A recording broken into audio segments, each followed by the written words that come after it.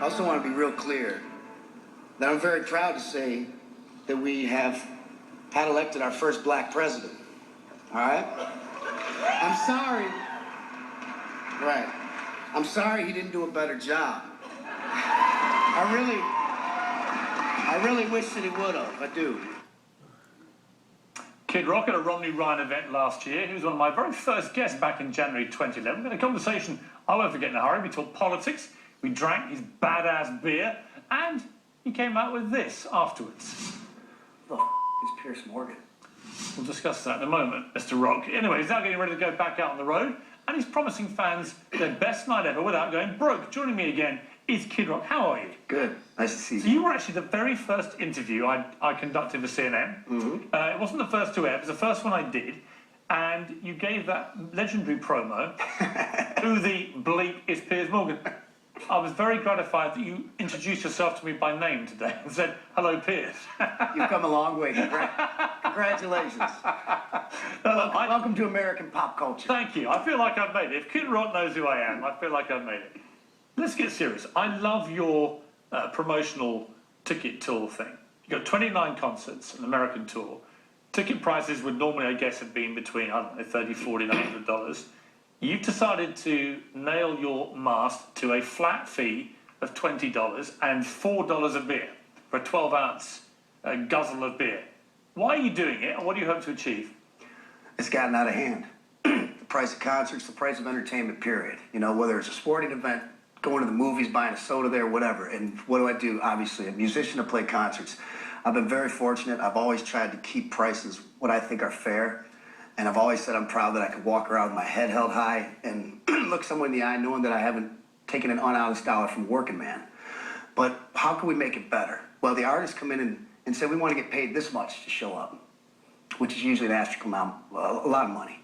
And I went with Live Nation. I said, how can we just go in, take everything, the beer, the parking, whatever the price of tickets are, and put it in a pot, split it up fairly based on the number of people that come, and they're like, you're going to have to take a pay cut. No problem. I make a lot of money. I can take a pay cut. All my friends are taking pay cuts that are in the unions, that are farming in Alabama, whatever it is.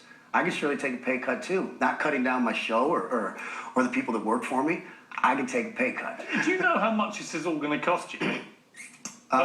It could be from 50 to 100 grand a night, looks like. But you know, if we do the numbers, it's not going to be that much. But you know, if 5,000 people show up, it's going to be a long summer. But somebody's got to try it. I'm in a position where I can. Justin Timberlake and Jay-Z, apparently the highest ticket prices for their shows are going for about $225 each. And it's garbage. You're taking family. I mean, what do you think when people... It's garbage. It's garbage. It's highway robbery. I don't care who you are.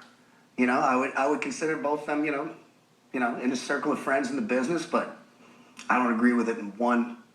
I know sometimes the market determines that. So what I'm going to do for that is I'm going to scalp 1,000 of my own tickets. There is a market for it. I'm going to tell people. A lot of artists already do it. I think I've been guilty of it in the past too. We take some of our tickets, we put them on StubHub, overcharge. Look what the market determines they're worth.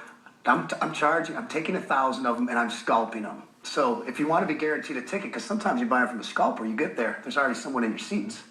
So the way to do that, hey, be transparent with people. Let them know. You know, it's $4 for a beer. T-shirts are going to be $20. People are going to be pleasantly surprised when they come in there and they see, you know, 4 hot dogs and 2 Cokes for $20. When you can get we're going to get free coffee at the end. I got Jimmy John's, you know, who's free coffee as well. Free coffee on the web. This is fantastic. We have free subs outside in certain markets. You know, Jimmy John's agreed to do tastings of them there. You know, my sponsors Harley Davidson and Jim Beam helped to keep the ticket prices low to be able to advertise in there and things like that. So I'm just trying to go above and beyond to make it. You know, I'm crossing my fingers that it works. That they're really looking for a good night of entertainment. It's not just me. The first leg of the tour is me, Kool and the Gang, and Uncle Kracker. The second leg is me, ZZ Top, and Uncle Kracker. $20 every freaking seat. 90% of the seats. It's amazing.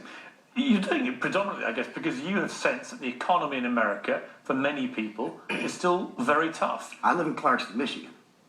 I have a home here in Malibu, and if I lived there full time, I wouldn't be thinking the way I'm thinking. But living in a small town in Michigan, obviously, we've been hit very, very hard over the last several years, harder than I dare say anybody, you know, around the Detroit area has in America. And, you know, I see it every day with my friends, so I'm just... And what do you see? What is the reality of America right now? I mean, it's embarrassing. You have people who you think were middle class and have families, and one day their house is gone, and they were embarrassed to tell you or to ask you for help. That's one of the biggest things I've seen, in my hometown and where I live. What do you make of the dysfunction in Washington, where they can't seem to get any kind of budget deals done, any kind of economic plan sorted, nothing? Oh, they're out of their frickin' minds. Yes, man, people are so upset with them, and rightfully so, me included, that everything has to be so damn extreme. I don't think anybody wants a bunch of pot-smoking hippies running the country, and nobody wants a bunch of crazy Bible thumpers running it either. Most of us that are rational thinkers say, hey, there's room to come together on all this stuff. And everyone takes everything out of context. They bring up their own stats, which nobody knows. Everything's totally confusing. Common man, even like myself, I don't know how to pay my taxes. Do you feel the gap between the rich and poor is just widening all the time now? I think so. But I don't think the rich should be demonized over it. Because I know a lot of rich people, obviously, at this point. Know a lot of poor people, too. All over the board. But, I still see a lot of the private sector people, my friends, that do a lot of good, especially in Detroit. You look at the big names there. They do tons of good. Millions and millions of dollars, more than the government could ever tax them. But at the same time, you have a very corrupt government there, where people are scared to help that out. And really what I think it boils down to, above everything else, is family. Family structure. I don't care what you're talking about nowadays. You're talking about politics, you're talking about guns, any of the hot topics going on. It comes down to family, and having a family. Some say, and a family could be a community. People that are around that help raise you, this, that, and the other. The lack of the family, presence is paralyzing this country, I think. Let's take a little break. Let's come back and talk more about those hot button topics. I want to talk to you about guns, gays, God, abortion, Clint Eastwood, and anything else I can think of. See you later. 2 minutes. I'm out.